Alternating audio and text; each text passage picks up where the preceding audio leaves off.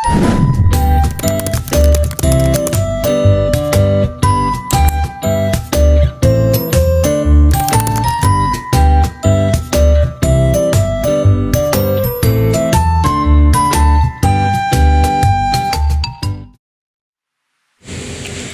semuanya, balik lagi nih dengan aku, Afira. Nah, pada video kali ini kita akan membahas materi tentang pembentukan bumi. Seperti yang ada pada gambar, bumi adalah planet tempat kita tinggal. Sebuah dunia yang penuh dengan keajaiban dan kehidupan.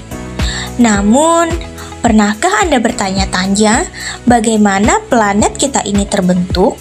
Bagaimana dari debu dan gas antar bintang yang dingin dan gelap, bumi yang kita kenal sekarang tercipta? Perjalanan pembentukan bumi ini adalah sebuah proses yang panjang dan kompleks. Dimulai sejak awal alam semesta dan terus berlanjut hingga saat ini. Dalam presentasi ini, kita akan menjelajahi perjalanan pembentukan bumi dari asal mula hingga menjadi planet yang kita huni saat ini. Nah, proses pembentukan bumi ini memiliki beberapa teori. Yang pertama yaitu teori Big Bang dan nebula primordial. Perjalanan pembentukan bumi dimulai dengan teori Big Bang yang menyatakan bahwa alam semesta berasal dari titik tunggal yang sangat padat dan panas sekali, sekitar 13.000,8 miliar tahun yang lalu. Seiring waktu, alam semesta mengembang dan mendingin, membentuk atom-atom pertama. Atom-atom ini kemudian membentuk awan gas dan debu antar bintang yang dikenal sebagai nebula. Nebula primordial ini berisi materi seperti hidrogen, helium, dan sedikit unsur yang lebih berat. Yang pertama, keberadaan debu. Debu antar bintang ini terdiri dari partikel kecil yang sangat dingin, seperti silikat, karbon, dan es.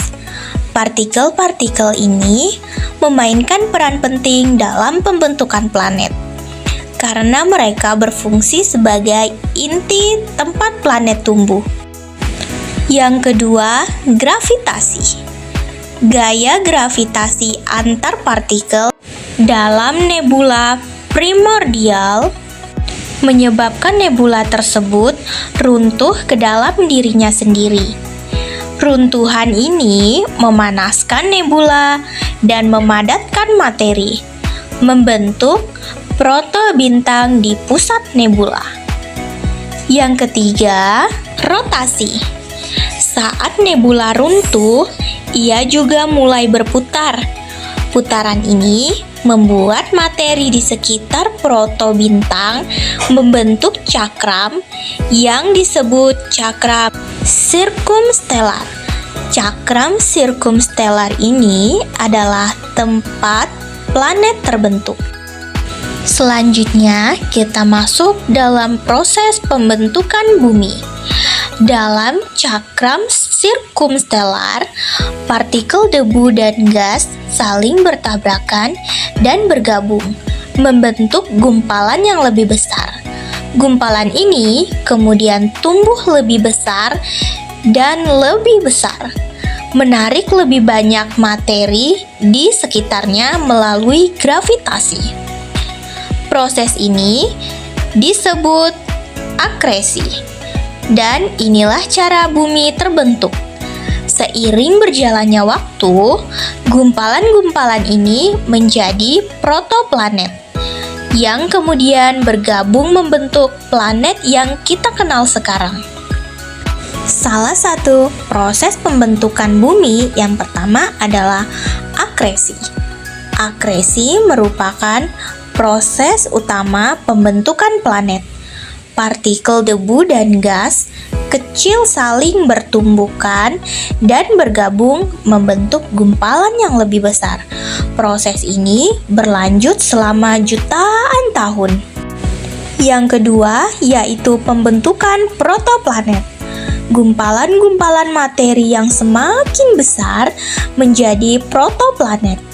Benda langit yang masih belum memiliki struktur internal yang kompleks seperti planet dewasa. Mereka memiliki gravitasi yang lebih kuat, menarik lebih banyak materi di sekitarnya. Selanjutnya, yang ketiga yaitu bumi muda. Bumi muda adalah planet yang masih dalam tahap awal pembentukan. Permukaannya masih panas dan cair. Bumi terus menarik materi dari cakram sirkumstelar, tumbuh lebih besar dan lebih padat. Selanjutnya, evolusi bumi muda. Bumi muda adalah dunia yang sangat berbeda dengan bumi yang kita huni sekarang. Permukaannya masih panas dan cair dan atmosfernya penuh dengan gas-gas vulkanik. Bumi terus bertabrakan dengan benda-benda langit lainnya, termasuk asteroid dan meteoroid. Tabrakan-tabrakan ini menambahkan materi dan energi ke bumi, menyebabkan peningkatan suhu dan aktivitas vulkanik. Yang pertama, pada permukaan. Permukaan bumi muda masih cair dan panas. Aktivitas vulkanik sangat tinggi, melepaskan gas-gas vulkanik ke atmosfer. Aktivitas ini menciptakan laut magma yang luas di permukaan. Yang kedua, atmosfer. Atmosfer bumi muda sangat berbeda dengan atmosfer saat ini. Atmosfer ini terdiri dari gas-gas vulkanik seperti karbon dioksida, uap air, dan nitrogen yang dilepaskan oleh gunung berapi. Atmosfer ini tebal dan tidak ramah bagi kehidupan. Yang ketiga, tabrakan. Bumi muda terus bertabrakan dengan benda-benda lainnya termasuk asteroid dan meteoroid.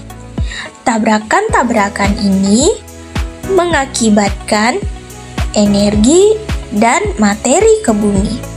Salah satu tabrakan yang terkenal adalah tabrakan Theia yang menghasilkan bulan. Yang berikutnya yaitu struktur lapisan bumi. Melalui proses pemanasan dan pendinginan yang berlangsung lama, bumi muda mengalami diferensiasi, yaitu pemisahan materi berdasarkan densitas. Materi yang lebih berat seperti besi dan nikel tenggelam ke pusat bumi membentuk inti bumi. Materi yang lebih ringan seperti silikat membentuk mantel bumi. Proses diferensiasi ini menciptakan struktur lapisan bumi yang kita kenal sekarang. Lapisan bumi terdiri dari yang pertama, inti bumi. Inti bumi terdiri dari besi dan nikel cair dan padat dengan suhu mencapai 5.200 derajat Celcius. Inti bumi berperan dalam menghasilkan medan magnet bumi. Lapisan yang kedua yaitu mantel bumi. Mantel bumi merupakan lapisan terluas bumi, terdiri dari batuan silikat padat dan semi cair. Mantel bumi bergerak perlahan, menyebabkan pergerakan lempeng tektonik. Lapisan yang ketiga yaitu kerak bumi. Kerak bumi merupakan lapisan terluar bumi, tipis dan keras. Kerak bumi terbagi menjadi dua jenis, Yang pertama, kerak benua, dan yang kedua, kerak samudra. Dilanjutkan dengan pergerakan lempeng tektonik. Lempeng tektonik adalah potongan besar kerak bumi yang saling bertabrakan satu sama lain. Pergerakan ini didorong oleh arus konveksi dari mantel bumi. Arus konveksi ini terjadi karena perbedaan suhu dan densitas di mantel bumi. Pergerakan lempeng tektonik menyebabkan berbagai fenomena geologis seperti pembentukan gunung, gempa bumi, dan aktivitas vulkanik. Yang pertama, konveksi mantel. Arus konveksi dalam mantel bumi yang didorong oleh perbedaan suhu dan densitas menyebabkan pergerakan lempeng tektonik. Mantel bumi panas di bagian bawah dan lebih dingin di bagian atas. Yang kedua, pergerakan lempeng. Lempeng tektonik saling bergerak, bertabrakan, bergesekan, atau saling menjauh. Pergerakan ini menyebabkan berbagai fenomena geologis. Yang ketiga, pembentukan benua dan samudra. Pergerakan lempeng tektonik menyebabkan pembentukan benua di samudra. Ketika lempeng tektonik bertabrakan, kerak bumi terlipat dan membentuk gunung.